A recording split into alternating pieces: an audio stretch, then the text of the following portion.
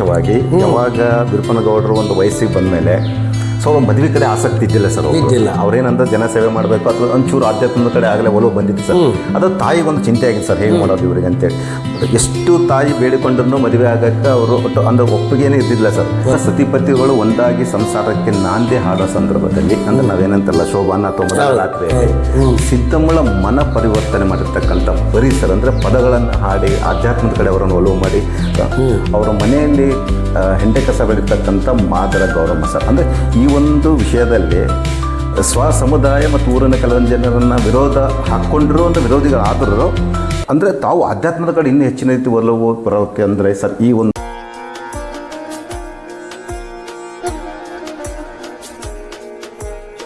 ವಿಶೇಷವಾಗಿ ಯಾವಾಗ ಬಿರುಪನಗೌಡರು ಒಂದು ವಯಸ್ಸಿಗೆ ಬಂದ ಮೇಲೆ ಸೊ ಅವ್ರ ಮದುವೆ ಕಡೆ ಆಸಕ್ತಿ ಇದ್ದಿಲ್ಲ ಸರ್. ಇದ್ದಿಲ್ಲ. ಅವ್ರೇನಂದ್ರೆ ಜನ ಸೇವೆ ಮಾಡಬೇಕು ಅಥವಾ ಒಂಚೂರು ಆಧ್ಯಾತ್ಮದ ಕಡೆ ಆಗಲೇ ಒಲವು ಬಂದಿತ್ತು ಸರ್. ಅದು ತಾಯಿಗೊಂದು ಚಿಂತೆ ಆಗಿತ್ತು ಸರ್, ಹೇಗೆ ಮಾಡೋದು ಇವರಿಗೆ ಅಂತೇಳಿ. ಎಷ್ಟು ತಾಯಿ ಬೇಡಿಕೊಂಡ್ರೂ ಮದುವೆ ಆಗಕ್ಕೆ ಅವರು ಒಟ್ಟು ಅಂದ್ರೆ ಒಪ್ಪಿಗೆನೇ ಇದ್ದಿಲ್ಲ ಸರ್. ಅವಾಗ ಇಲ್ಲಿ ಆರಾಳ ಮಠದಲ್ಲಿ ಹೋದಾಗ ಸ್ವಾಮಿಗಳು ಇವರು ಮನಸ್ಸು ಪರಿವರ್ತನೆ ಮಾಡಿರ್ತಕ್ಕಂಥ ಸಂದರ್ಭದಲ್ಲಿ ನಡೆದ ಘಟನೆ ಹೇಗಿತ್ತು ಸರ್? ಹೋಗಿ ಹೇಳಿದ್ಲು ಮುದ್ದಮ್ಮುದಕ್ಕಿ ತನ್ನ ಗಂಡನ ಕರ್ಕೊಂಡು ಹೋದ್ಲು. ಹೆಂಗಪ್ಪ ಹಿಂಗಾದ್ರೆ ಮತ್ತೆ ಮನೆಗೆ ಮಗ ಆಗಲಿ ಅಂತ ಆಶೀರ್ವಾದ ಮಾಡಿದ್ರಿ, ವಿರೂಪಾಕ್ಷ ಸ್ವಾಮಿಗಳ ಆಶೀರ್ವಾದದಿಂದ ಮಗ ಹುಟ್ಟಿದ, ಮತ್ತೆ ಈಗ ಲಗ್ನ ಆಗಲ್ದ್ರಿ ಹಂಗ ಅವಾಗ ಲಗ್ನ ಮಾಡ್ಕೋಬೇಕು ಅನ್ನೋಂಥದ್ದು ಒಂದು ಎಲ್ಲರ ಬಾಯಾಗೂ ಲಗ್ನ ಆಗ್ಬೇಕು. ಅವಾಗ ಅವ್ರು ಆಯ್ತಮ್ಮ ನಾನು ಹೇಳ್ತೀನಿ ಅಂತ ಕರೆಸಿ ಹೇಳಿದಾಗ ತಿಳಿಸಿ ದೊಡ್ಡ ಚರ್ಚೆ ನಡೀತಿತ್ತೆ. ಅಲ್ರಿ ಒಂದ್ ದಿವ್ಸ ಬಿಟ್ಟು ಹೋಗೋ ಶರೀರಕ್ಕೆ ಯಾಕೆ ಕುಡಿ ಅಂತ ಈದ್ ಕೇಳ್ತಾನ. ಅವಾಗ ತನ್ನ ದೃಷ್ಟಿಯಾಗಿ ತಿಳಿಸಿ ಹೇಳ್ತಾನ, ನೋಡಪ್ಪ ನೀನು ಬಿಟ್ಟು ಹೋಗ್ತಿದ್ದಿ ಬಿಟ್ಟು ಹೋಗ್ಬೇಕಾದ್ರೆ ಒಂದು ಕುರು ಬಿಟ್ಟು ಹೋಗ್ಬೇಕಲ್ಲ. ಪ್ರತಿಯೊಂದು ಜೀವಿ ಒಂದು ಕುರುವನ್ನು ಬಿಟ್ಟು ಹೋಗುತ್ತೆ. ಒಂದು ಮರನೂ ಸಹಿತವಾಗಿ ಸಾವಿರಾರು ಬೀಜಗಳನ್ನು ಸೃಷ್ಟಿ ಮಾಡಿ ಹೋಗುತ್ತೆ. ಒಂದು ಪ್ರಾಣಿಯಾದ್ರೂ ಸಹಿತವಾಗಿ ಸಾವಿರಾರು ತನ್ನ ವಂಶವಾಹಿನಿಯನ್ನು ಬಿಟ್ಟು ಹೋಗುತ್ತೆ. ನೀನೊಬ್ಬ ತಿಳಿದತ್ತಾಗಿದ್ದಿ, ಲೋಕದ ಜನರಿಗೆ ಹಂಗಿರ್ಬೇಕಪ್ಪ ಅಂತ ಹೇಳಿದಾಗ ಯಪ್ಪ ನಿನ್ನ ಅಪ್ಪಣೆ ಅಂತ ಅಂದ. ಅವಾಗ ಒಪ್ತಾರೆ. ಒಂದು ದಿವಸದಲ್ಲ, ಈ ಕೇವಲ 1 ನಿಮಿಷ 2 ನಿಮಿಷದಲ್ಲಿ ಹೇಳುವಂಥ ಮಾತುಗಳಲ್ಲ. ನಮ್ಮ ತಂದೆಯವರು ಅದನ್ನು ಬಹಳ ಸುವಿವರವಾಗಿ ದಾಖಲೆಯನ್ನು ಮಾಡಿದ್ದಾರೆ. ಇದು ನಡೀತು. ನಡೆದಾಗ ವಿರೂಪನಗೌಡರು ವಿರೂಪಾಕ್ಷ ರೆಡ್ಡಿ ಮೊದಲು ಈಗ ಅವ್ರು ಹೇಳಿದ ಮಾತನ್ನ ಒಪ್ಪಿಕೊಂಡ್ಮೇಲೆ ಮುದ್ದಮ್ಮನವರು ತನ್ನ ತಮ್ಮನ ಮಗಳಾಗಿರ್ತಕ್ಕಂಥ ಸಿದ್ದಮ್ಮನ್ನ ಲಗ್ನ ಮಾಡ್ಕೊಂಡ. ಈಗ ಆರಾಳ ಸ್ವಾಮಿಗಳ ಮಾತು ಕೇಳಿ ಅವರ ಆಜ್ಞೆಯನ್ನು ಪಾಲನೆ ಮಾಡಿ ಮದುವೆ ಆದ್ರ ಸಮೇತನು ಅವರಿಗೆಲ್ಲೋ ಒಂದು ರೀತಿ ಆಧ್ಯಾತ್ಮದ ಕಡೆನೇ ಚಿಂತನೆ ಒಲವು ಜಾಸ್ತಿ ಸರ್. ಅವಾಗ ಸತಿಪತಿಗಳು ಒಂದಾಗಿ ಸಂಸಾರಕ್ಕೆ ನಾಂದಿ ಹಾಡೋ ಸಂದರ್ಭದಲ್ಲಿ ಅಂದ್ರೆ ನಾವೇನಂತಲ್ಲ ಶೋಭಾನ ಅಥವಾ ರಾತ್ರಿಯಲ್ಲಿ ಸಿದ್ದಮ್ಮಳ ಮನ ಪರಿವರ್ತನೆ ಮಾಡಿರ್ತಕ್ಕಂಥ ಪರಿಸರ ಅಂದರೆ ಪದಗಳನ್ನು ಹಾಡಿ ಆಧ್ಯಾತ್ಮದ ಕಡೆ ಅವರನ್ನು ಒಲವು ಮಾಡಿ ಸಂಸಾರ ಕಡೆ ಆಸಕ್ತಿ ಇಲ್ಲದಂಗೆ ಎಂದೂ ಒಂದು ಚೂರು ಸಿದ್ದಮ್ಮನ ಮುಖದಲ್ಲಿ ಆ ಕೊರತೆ ಕಾಣಲಾರ್ದಂಗೆ ಪರಿವರ್ತನೆ ಮಾಡಿರ್ತಕ್ಕಂಥ ಒಂದು ಸಂದರ್ಭ ಯಾವ ಥರ ಇದ್ದಿತ್ತು ಸರ್ ಅದು? ಬಟ್ ವಿರೂಪನಗೌಡರು ಮಹಾಜ್ಞಾನಿಗಳಾಗಿರೋದ್ರಿಂದ ಸಿದ್ದಮ್ಮನವರಿಗೆ ಭಾಳ ಚಂದ ತಿಳಿಸ್ಕೊಡ್ತಾರೆ. ಯಾಕೆ ಈಗೇನು ನಾನು ಹೇಳಿದ ಲಗ್ನಕ್ಕೆ ಯಾಕೆ ಒಲ್ಲೆಂದಿದ್ನಲ್ಲ ಅದನ್ನು ಸುದೀರ್ಘವಾಗಿ ಹೇಳ್ತಾನೆ. ಈ ಶರೀರ ನೀನಲ್ಲ, ಈ ಶರೀರ ನಾನಲ್ಲ, ಈ ಶರೀರದಲ್ಲಿರುವಂಥ ಆತ್ಮ ಯಾವುದೋ ಒಂದು ಪುಣ್ಯಕಾರಕ್ಕೆ ಪ್ರತಿಯೊಂದು ಜೀವಿಯೂ ಹುಟ್ಟುತ್ತಿಲ್ಲಿ. ಅದನ್ನು ನಾವು ಅದನ್ನು ಅರ್ಥ ಮಾಡಿಕೊಳ್ಳಾರ್ದು ಏನು ಮಾಡ್ತೀವಿ ಅಂದರೆ ಕೇವಲ ಲವ್ ಆ್ಯಂಡ್ ಲಸ್ಟ್, ಈ ಪ್ರೀತಿ ಪ್ರೇಮಗಳೆಲ್ಲ ಕಳೆದು ಹೋಗ್ಬಿಡ್ತೀವಿ. ಅದು ಬೇಡ, ನಿನ್ನಿಂದನೂ ಒಂದು ದೊಡ್ಡ ಕೆಲಸ ಆಗೋದೈತೆ, ನನ್ನಿಂದನೂ ಒಂದು ದೊಡ್ಡ ಕೆಲಸ ಆಗೋದೈತೆ, ಊರಿನ ಸೇವೆ ಮಾಡೋದ್ರ ಜೊತೆಗೆ ಈ ಆತ್ಮವಿಕಾಸದ ಸೇವೆಯನ್ನು ಮಾಡಿಕೊಳ್ಳೋಣ ಅಂತಾರೆ. ಆಕೆಗೆ ಇವೆಲ್ಲ ಏನು ಹೇಳ್ಬಾಡ್ರಿ ನನಗೆ ಅರ್ಥ ಆಗಲ್ಲ ಅಂತಾಳೆ. ಅರ್ಥ ಆಗಲ್ಲ ಅಂದಾಗ ಅವಾಗ 1 ದಿವಸ ಅಲ್ಲ 2 ದಿವಸ ಅಲ್ಲ ಕೌನ್ಸಿಲಿಂಗ್ ಸ್ಟಾರ್ಟ್ ಮಾಡ್ತಾನೆ. ಅವ್ರ ತಾಯಿಗೆ ಹೇಳ್ತಾನೆ, ಸುಮ್ಮನಿರಮ್ಮ ನೀನು ಪ್ರತಿಯೊಂದಕ್ಕೂ ಸಸಿ ಮಾತು ಕೇಳಬೇಡ, ನಂದೊಂದಿಷ್ಟು ಮಾತು ಕೇಳಂತೇಳಿ ತಾಯಿ ನೊಪ್ಸಿ ತಾನು ಕೌನ್ಸಿಲಿಂಗ್ ಸ್ಟಾರ್ಟ್ ಮಾಡ್ತಾನೆ. ಕೌನ್ಸಿಲಿಂಗ್ ಸ್ಟಾರ್ಟ್ ಮಾಡಿದ ಮೇಲೆ ಅದು ಒಂದು ಹಿಂಗ ಮುಂದಕ್ಕೆ ಹೋಗಿರ್ತೈತೆ. ಅದು ಅವಾಗ ಸಣ್ಣ 8 ವರ್ಷಕ್ಕೆ ಲಗ್ನ ಮಾಡಿಬಿಡ್ತಿದ್ರ. ಯಾವಾಗ ದೊಡ್ಡವರಾಗ್ತಾರ ಅವಾಗ ಅದು ಫಸ್ಟ್ ನೈಟ್ ಅಂತ ಏನು ಕರಿತೀವಿ, ಶೋಭನ ಕಾರ್ಯಕ್ರಮ ನಡೀತಿತ್ತು.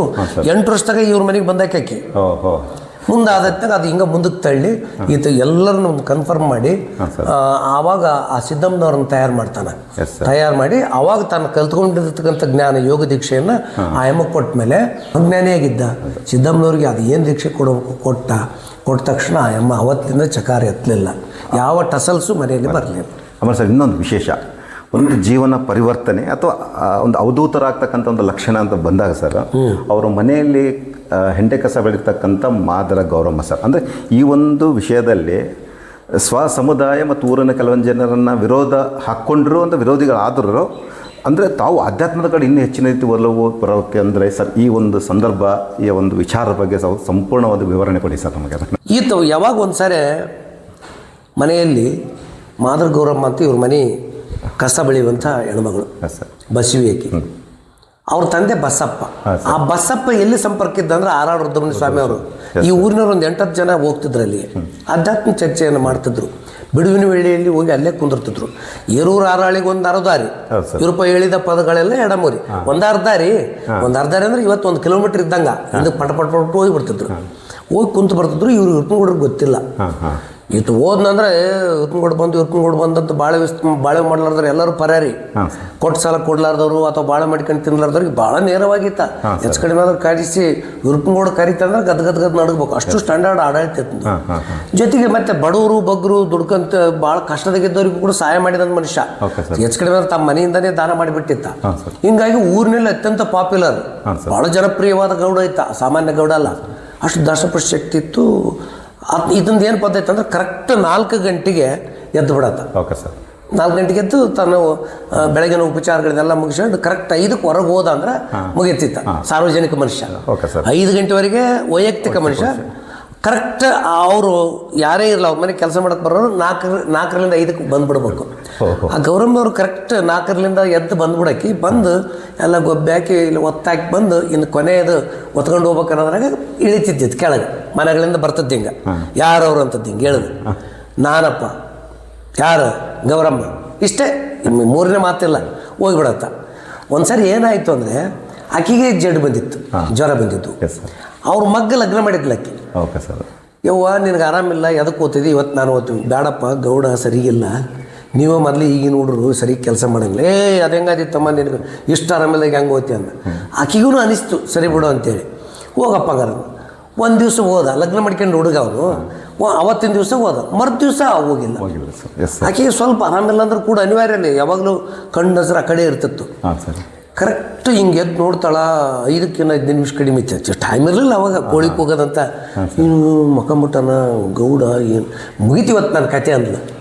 ಆದರೂ ಬಂದು ಮೂಲಿಗೆ ಅವೆಲ್ಲವನ್ನು ಇವು ಒತ್ಕೊಂಡು ಹೋಗೋದು ಚಲೋ ಅಲ್ಲ. ಈ ಇತ್ತನೇದ್ರೆ ಒತ್ಕೊಂಡು ಹೋದ್ರೆ ನಾನು ಉಳಿದೇನಿಲ್ಲ ಅಂತ ಒಂದು ಮೂಲಿಗೆ ಅದನ್ನೆಲ್ಲ ಎಂಡಿನ ಒಂದು ಕಡೆ ಒಟ್ಟಿರಲಿ.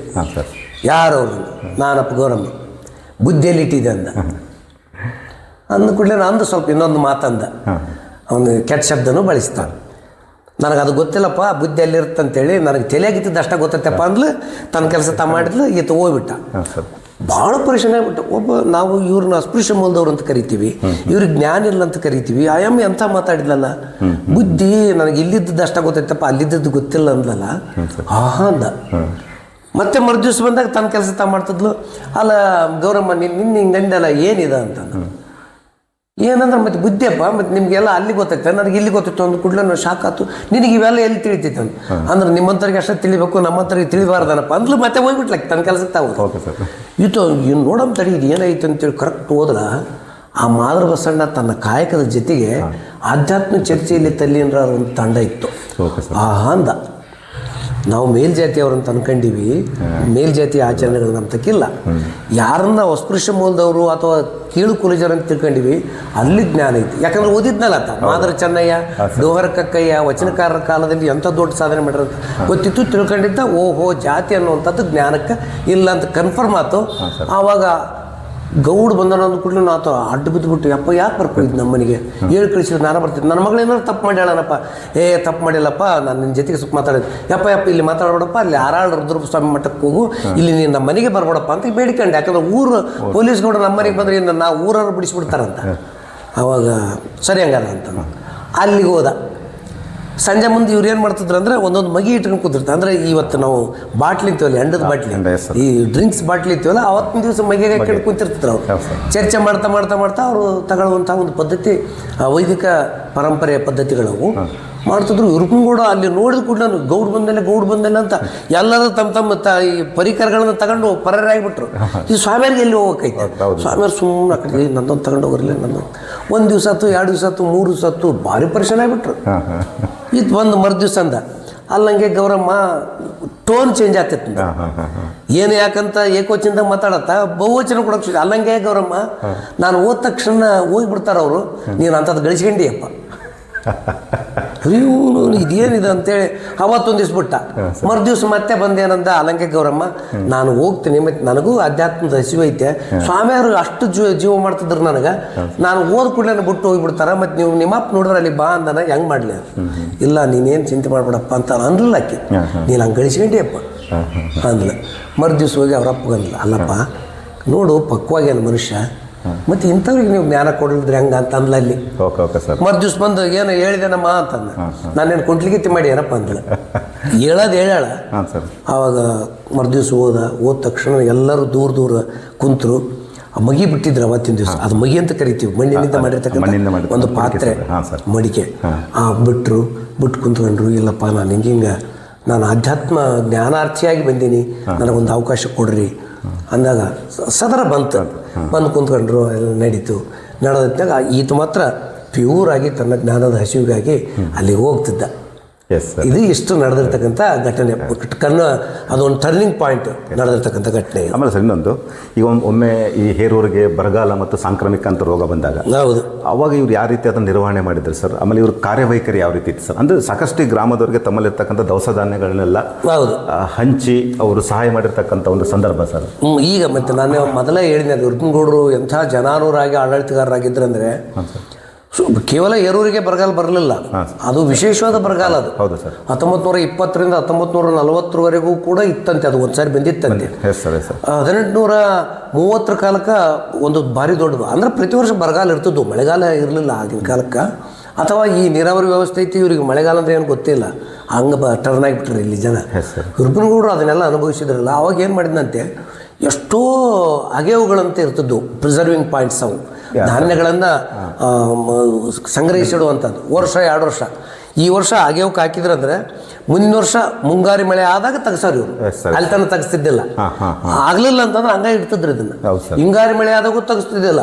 ಹಿಂಗಾರಿ ಮಳೆ ಬಿತ್ತಿಗೆ ಸ್ಟಾರ್ಟ್ ಆದವಾಗ ಅವಾಗ ಬೆಚ್ಚಿ ತೆಗಿಸಿ ಅನಿಸ್ತಿದ್ರು. ಊರು ಪೊಲೀಸ್ಗಳು ಆಗಿರೋದ್ರಿಂದ ಇದನ್ನೇ ವಿಶೇಷ. ದೊಡ್ಡ ಭೂಮಿ, 100 ಎಕರೆ ಭೂಮಿ ಇವರು. ಅವಾಗ ಇವನ್ನೆಲ್ಲ ತಗೊಂಬಂದು ಊರ ಜನರಿಗಾಗಿನೇ ಇಡ್ತಿದ್ದ. ಸುತ್ತಮುತ್ತಲವರು ಗೌಡ್ರು ಹಿಂಗೆ ಯಾಕೆ ಮಾಡಕೋತಿದ್ರು? ಅವರು ಮಾಡಲಿಲ್ಲ. ಅವಾಗ ಟ್ಯಾಕ್ಸ್ ಬರಗಾಲ ಅಂದ್ರೂ ಸಹಿತವಾಗಿ ಹೈದರಾಬಾದ್ ನವಾಬರು ನಮ್ಮನ್ನ ಆಳ್ತಿದ್ರ. ಬರಗಾಲ ಶುಭಗಾಲ ಗೊತ್ತಿಲ್ಲ ಅವ್ರಿಗೆ. ಒಟ್ಟು ಟ್ಯಾಕ್ಸ್ ಬರಬೇಕು. ಟ್ಯಾಕ್ಸ್ ಕೇಳಿದಾಗ ಈ ತಂದ ಅಲ್ರಿ, ಊರ ಜನರಿಗೆ ತುಂಬ ತಿಪ್ಪಲ್ದಾಗದಾರ, ಭಾಳ ಕಷ್ಟ ಐತೆ, ದನಕರುಗಳು ಸಾಯಕತ್ತವ, ನೀವು ಟ್ಯಾಕ್ಸ್ ವಸೂಲು ಮಾಡಿದ್ರೆ ಹೆಂಗೆ? ಇದೊಂದು ವರ್ಷ ನನಗೆ ಅವಕಾಶ ಕೊಡ್ರಿ ಅಂತ ಕೇಳಿದೆ. ಅದು ಹೆಂಗೆ ಆದಿತ್ತು ಅಂದ್ರೆ ತಹಸೀಲ್ದಾರ್ ಇರ್ತಾರಲ್ಲ, ರೆಪ್ರೆಸೆಂಟೇಟಿವ್ ಟು ದಿ ಹೈದರಾಬಾದ್ ನವಾಬ, ಅವ್ನು ಬಂದು ಇಲ್ಲ ಕಂಪಲ್ಸರಿ ಊರಿನಲ್ಲಿ ದಾಳಿ ದರ್ಪ ಮಾಡಿ ವಸೂಲು ಮಾಡಿಕೊಡ್ತೀವಿ. ಇಲ್ಲಿ ಖಬರ್ದಾರ್ ಅಂದೈತಿ ಗೌಡ, ನನ್ನ ಅಪ್ಪಣೆಯಿಂದ ನೀವು ಯಾರು ಬರ್ತಕ್ಕದ್ದಲ್ಲ, ನಿಮ್ಗೆ ಏನೈತಿ 2 ಪಟ್ಟು ಕೊಡಿಸ್ತೀನಿ ನಾನು. ಶುಭಗಾಲ ಬಂದ ತಕ್ಷಣ ಯಾರು ರೈತರು ಇಟ್ಕೊಂಬೋದಲ್ಲ 2 ಪಟ್ಟು ಕೊಡಿಸ್ತೀನಿ ಅಂದ. ಹಂಗಾರೆ ನೋಡ್ಬಾರ್ದು ಯಾಕಂದ ತಹಸೀಲ್ದಾರ ಬಂದ. ಈತ ಏನು ಮಾಡಿದ, ಇನ್ನು ಬೇಷಲ್ ಬಾ ಅಂತೇಳಿ ತನ್ನ ಹಾಗೇ ಬಿದ್ವಲ್ಲ ತಮ್ಮ ಮನೆಗೆ ಎಷ್ಟು ಇಟ್ಕೊಂಡ ಊರು ಜನರಿಗೆ ಹಂಚಿಬಿಟ್ಟ. ಇದು ಎಲ್ಲಿ ತನಕ ಫೇಮಸ್ ಆಗಿಬಿಡ್ತು ಅಂದ್ರೆ ಇಡೀ ಗಂಗಾವತಿ ತಾಲೂಕು ಹೈದರಾಬಾದ್ ನವಾಬನ ಹುಲಿಯೈದರ ಕನಕಗಿರಿವರೆಗೂ ಫೇಮಸ್ ಆಯ್ತು. ಮುಂದೆ ಹುಲಿಯೈದರದ 4ನೇ ಉಡ್ಚಪ್ಪನ ತಾಯಿ ಅಂಥ ದೊಡ್ಡ ಗೌಡನ್ ನೋಡ್ಬೇಕಪ್ಪ ಅಂತ ಅನ್ಕೊಂಡ್ಲಕ್ಕಿ, ನಮ್ಮ ರಾಜರು ಇಷ್ಟ ಆಡಳಿತ ಮಾಡಿಲ್ಲ ಅಂತ ಹಂಗೆ ಮಾಡಿ ಅತ್ಯಂತ ಫೇಮಸ್ ಆಗಿದ್ದ. ಮುಂದೆ ತಹಸೀಲ್ದಾರ್ಗ ಈತಗ ಸ್ಟಾರ್ಟ್ ಆಯ್ತು. ಅದೇ ಸರ್, ವೈರುಧ್ಯಗಳು ಸ್ಟಾರ್ಟ್ ಆದವು. ಇವನು ಏನು ಹೇಳಿದ್ರು ಗೌಡ ಒಟ್ಟಾನ ಈ ಊರಿನವ್ರು ಗೌಡಿಕೆ ಬೇಕಂತ ಏನು ಪ್ರಯತ್ನ ಇತ್ತಲ್ಲ, ಸೀದಾ ತಹಸೀಲ್ದಾರ್ ಹೋಗಕತ್ತಿವ್ರು. ಏನ್ರಿ ಅವ್ನು ಗೌಡ ಪ್ರತಿಯೊಂದಕ್ಕೂ ನಿಮ್ಮ ಆಡಳಿತಕ್ಕೆ ವಿರುದ್ಧ ಮಾಡ್ತಾನೆ, ಸುತ್ತಮುತ್ತ ಜನರಿಗೆಲ್ಲ ಬಿರಾಡ್ ಕಟ್ಬೇಡಂತಾನ, ನೀವು ಅಂತ ಅವ್ನು ಉಳಿಸಿದ್ರಿ ಹೆಂಗ್ರಿ ಖಾವಂದಂದ್ರೆ ತಗರಿ ಅವನ್ನ ಅಂತ. 1 ಸರಿ 2 ಸರಿ ಇದಕ್ಕೆ ಪೆಟ್ಟು ಆಗಿತ್ತು. ಊರಿಗೆ ಬಂದ ತಕ್ಷಣ ಹೇ ಗೌಡ ಏನು ಹೇಳ್ರಿ ದಣಿಗಳೇ ದೊರೆಗಳೇ ಏನು ಹೇಳ್ರಿ ಅಂದ. ಏನು ನೀನು ಹಿಂಗೆ ಮಾಡಿಬಿಟ್ಟೆ ಅಂದ. ಜನರದು ತುಂಬ ಕಷ್ಟ ಐತೆ. ಊರು ಪೊಲೀಸ್ ಗೌಡಾಗಿ ನೀನು ಇಂಥ ಕೆಲಸ ಮಾಡ್ತೀವಿ ಅಂದ್ರೆ ನೀನು ಪೊಲೀಸ್ ಗೌಡಿಗೆ ತೆಗಿತೀವಿ, ನೀವೇ ಯಾಕೆ ತೆಗಿಬೇಕಾಗಿತ್ತು ಅಂತಂದ. ತನ್ನ ತಲೆ ಮೇಲೆ ಇರ್ತಕ್ಕಂಥ ಪೇಟ ಅಲ್ಲಿಟ್ಟ ಸಾರ್ವಜನಿಕ ತಕ್ಕ ಹೋಗಿ ಕುಂತ್ಕೊಂಡ. ನೀವು ಯಾರನ್ನಾರು ಮಾಡ್ಕೊಂಡ್ರೆ ಆಡಳಿತ ಅವಂದು ಕೂಡ ನೀವು ತಹಸೀಲ್ದಾರ್ ನಿಬ್ಬೆರಗಾಗ್ಬಿಟ್ಟು ಇವನು ಏನೋ ತಪ್ಸ್ಕೊಂತಾರ. ಇದು ಯಾವ ಅಧಿಕಾರ ರೀ ಕೊಡಿ? ಇದು ಅಧಿಕಾರ ತಗೊಂಡು ಏನು ಮಾಡ್ತೀರಿ? ಜನರ ಸುಖವಾಗಿದ್ರೆ ಅಧಿಕಾರ, ಜನರೇ ಸುಖ ಇಲ್ಲ ಅಂದ್ರೆ ಅಧಿಕಾರ ತಗೊಂಡು ನಾನೇನು ಮಾಡಿದ್ರಿ? ಈಗ ನಾನು ಸಾರ್ವಜನಿಕವಾಗಿ ಕೇಳ್ತೀನಿ, ನಮ್ಮ ಜನರಿಗೆ ಅನ್ನಹಾರ ದನಕರುಗಳಿಗೆ ಕುಡಿಯೋ ನೀರಿನ ವ್ಯವಸ್ಥೆ ಮಾಡ್ರಿ ಅಂತ. ಅವ್ನು ತಹಸೀಲ್ದಾರ್ಗ ರಿವೋಲ್ಟ್ ಸ್ಟಾರ್ಟ್. ಜನರೆಲ್ಲರೂ ಓ ಅನ್ನಕತ್ತಿದ್ರು. ಓಹೋ ಇನ್ನು ಇದರಿಂದ ನಾನು ಪಾರಾಗೋದು ಬೇಷ್ ಅಂತೇಳಿ ಪ್ಲ್ಯಾನ್ ಮಾಡ್ಕೊಂಡು ಹೋದ. ಅವಾಗ ಅಸಿಸ್ಟೆಂಟ್ಸ್ ಇದ್ರಲ್ಲ ಅವ್ರಿಗೆ ಹೇಳಿದ, ಅವನ ಅಧಿಕಾರನ ಇರಂಗಿಲ್ಲ, ನನ್ನ ಅಧಿಕಾರ ಅವ್ನು ಏನು ತೆಗಿತಾನ ಅಂತ. ಅಂದು ಕೂಡ ನನಗೆ ದುರ್ದೈವಕ್ಕೋ ಸುದೈವಕ್ಕೋ ಕರೆಕ್ಟ್ ಅವ್ನು ಹೋಗಿ ತನ್ನ ಸ್ಟೇಜಿಗೆ ಕುಂದ್ರೋದಕ್ಕೆ ಅವ್ರು ಹೇಳಿದ್ರು. ಅವ್ರು ಇಲ್ರಿ ಭಾಳ ಒಳ್ಳೆ ಗೌಡ್ರು, ಸುತ್ತಮುತ್ತ ಭಾಳ ದೊಡ್ಡ ಹೆಸರು ಐತೆ, ನೀವು ಭಾಳ ದೊಡ್ಡ ತಪ್ಪು ಮಾಡಿಬಿಟ್ರಿ, ಹಂಗೆ ಅನ್ಬಾರ್ದಾಗಿತ್ತು ಅಂತ ಅಸಿಸ್ಟೆಂಟ್ಸ್ ಅಂದಿದ್ರು ಅವನಿಗೆ. ಅವನೇನು ಭಾರಿ ದೊಡ್ಡ ಜ್ಞಾನ ಏನೋ ಅಂತ. ಈಗ ಅಂತ ಅಂದ ನೋಡ್ರಿ ನಿಮ್ಗಂತ ಹಿಂಗೆ ಅಂದ್ಬಿಟ್ಟಾನ. ಅದ್ರದ ಅವಾಗ ಪತ್ರಗಳಂದ್ರೆ 15 ದಿವ್ಸಕ್ಕೊಂದ್ಸರಿ ಬರೋವಲ್ಲ. ಈಗ ನಂಗೇನು ಮೊಬೈಲ ಏನು ಪೋಸ್ಟ್ ಆಫೀಸ 15 ದಿವಸ ಕರೆಕ್ಟ್ ಪತ್ರ ಹೊಡೆದು ಓದ್ತಾನ ನಿನ್ನನ್ನು ಅಧಿಕಾರದಿಂದ ಕೆಳಗಿಳಿಸಲಾಗಿದೆ. ಸೀದಾ ಒಡಿ ಬಂದು ತಪ್ಪಾಗೈತ್ರಿ ಅಂತೇಳಿ ಗೌಡ್ರಿಗೆ ಕೇಳಿದ. ತಪ್ಪು ಮಾಡೋದಲ್ಲ, ಸಾರ್ವಜನಿಕರ ಮೇಲೆ ಪ್ರೀತಿ ಇಲ್ಲದ ಆಡಳಿತ ಅದು ವ್ಯರ್ಥ, ನೀನು ಸಾರ್ವಜನಿಕರ ಮೇಲೆ ಪ್ರೀತಿ ಇಟ್ಗ. ಇಲ್ರಿ ನೀವು ಮೊದಲು ಗೌಡಿಕೆಯಿಂದ ಉಳಿಬೇಕು ಅಂತ ಕೇಳಿದ. ಅದು ಉಳಿಯೋದು ಬಿಡೋದು ತಗೊಂಡು ಏನು ಮಾಡ್ತಿದ್ದಿ, ಮೊದಲು ನೀನು ಆಡಳಿತದ ಅವಾಗಲಿಂದ ಅವನು ಯುರೋಪಿನ ಗೌಡರು ಭಕ್ತ ಆಗ್ತಾರ.